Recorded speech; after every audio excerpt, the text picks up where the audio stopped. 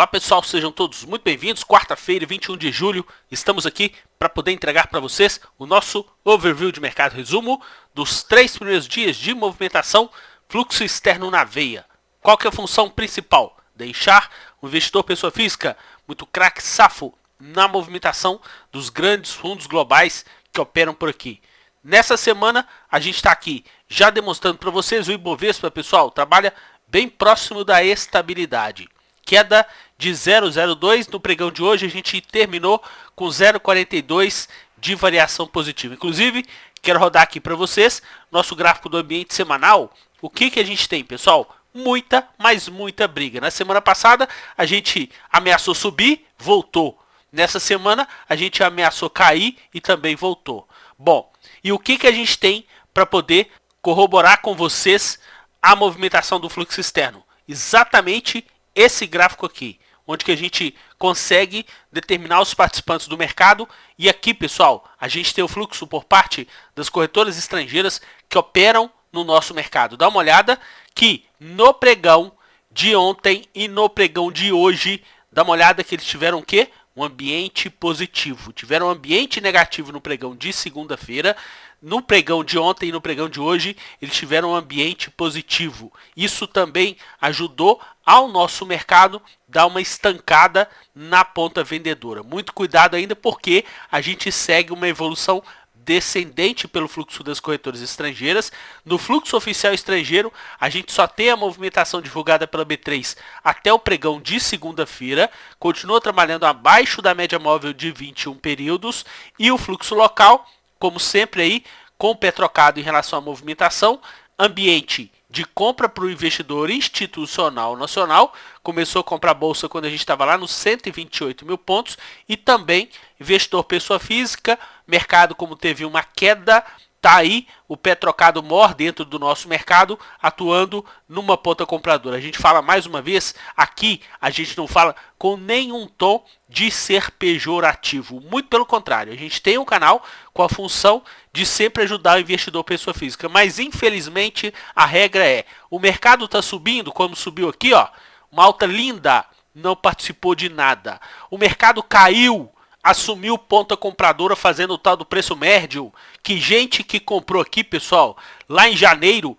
só teve o preço voltando acima do patamar de compra somente no mês de maio. É isso que a gente busca deixar vocês que acompanham o nosso trabalho e o nosso canal muito antenados. Dos 110 mil pontos até os 130 mil pontos, o que o investidor pessoa física fez? O tempo todo praticamente ambiente o que, pessoal? Um ambiente vendedor. Agora, com a nossa bolsa em correção, o nosso fluxo do investidor pessoa física começa a sanhar uma ponta compradora. E para também dar uma clareada em relação a esse movimento, eu vou postar para vocês aqui o nosso gráfico do ambiente mensal.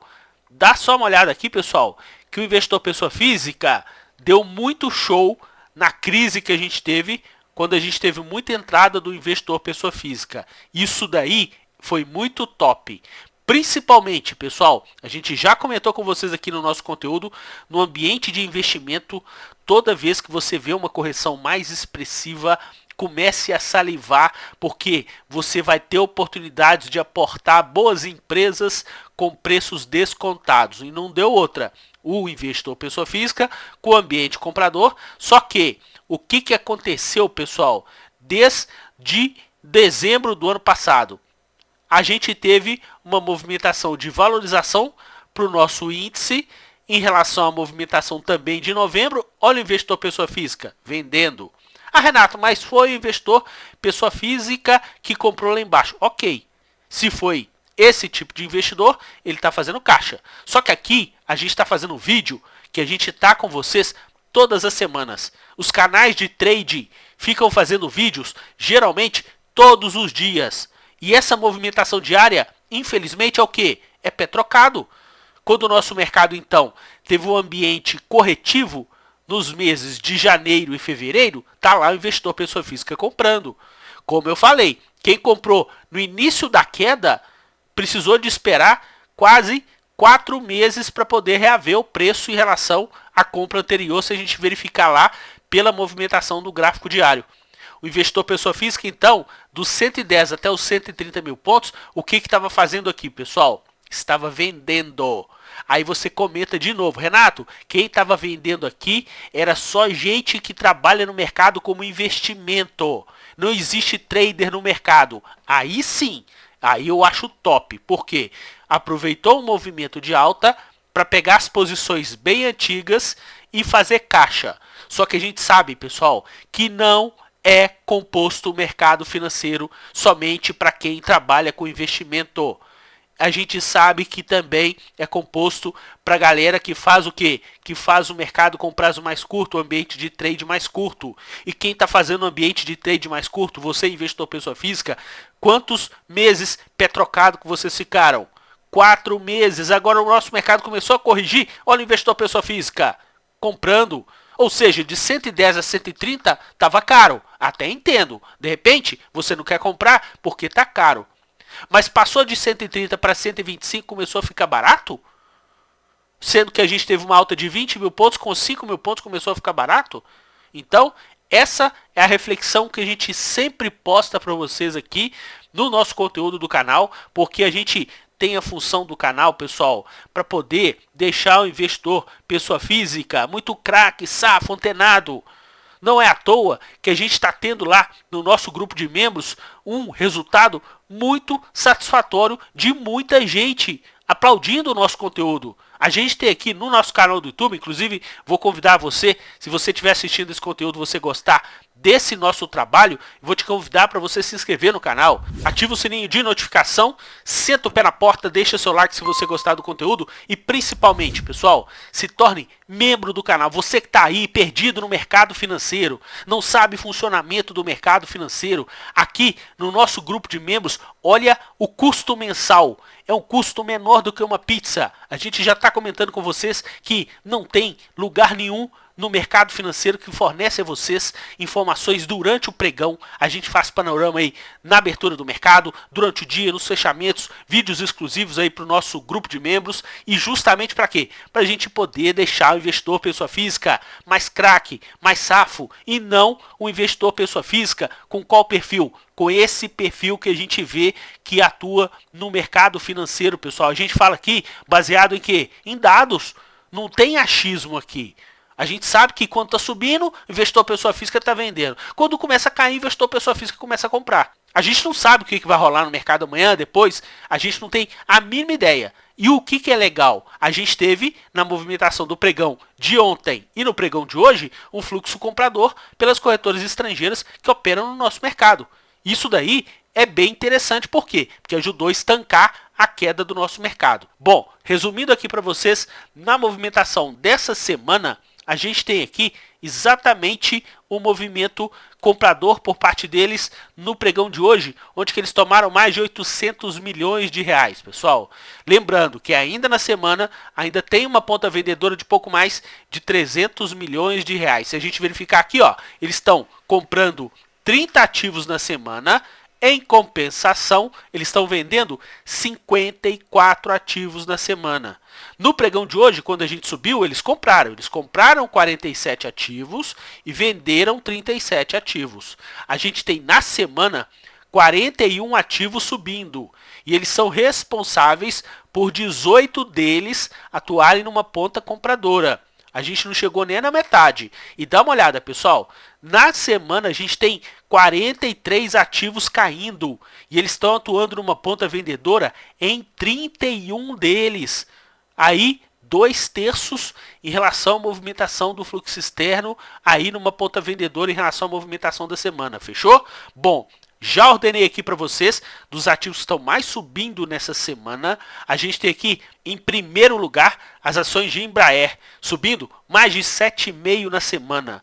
Ambiente comprador pelo fluxo externo de base semanal e também base diária. Você que está chegando aqui agora pela primeira vez no nosso conteúdo, quando o nome da empresa estiver pintado de acordo com a legenda, é porque tem fluxo e variação percentual da semana no mesmo sentido.